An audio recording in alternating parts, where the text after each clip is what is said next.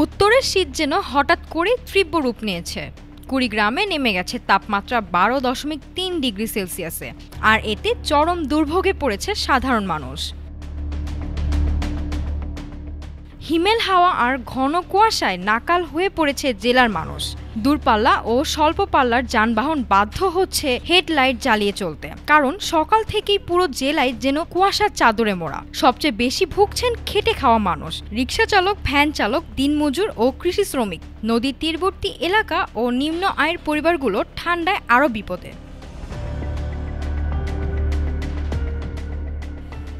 জীবিকার তাগিদে তাদের ভোর থেকেই মাঠে ঘাটে নেমে পড়তে হচ্ছে শীত জয় করেই। বুধবার সকাল 6টায় রাজারহাট আবহাওয়ার অফিস রেকর্ড করেছে সর্বনিম্ন তাপমাত্রা 12.3 ডিগ্রি সেলসিয়াস। বাতাসের আর্দ্রতা 97%। শীতের তীব্রতা কমার কোনো সম্ভাবনা নেই, বরং প্রতিদিনই বাড়ছে শীতের দাপট।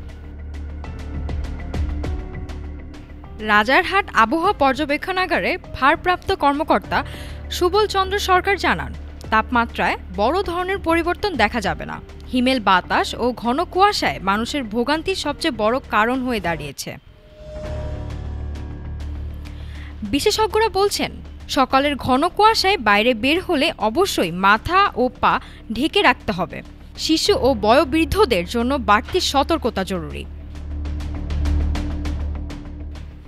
উত্তরের শীত এখনো বাড়ছে, তাই নিজেকে নিরাপদ রাখুন আপনার পরিবারকেও। সামিয়া ইসলাম, ঢাকা টুডে।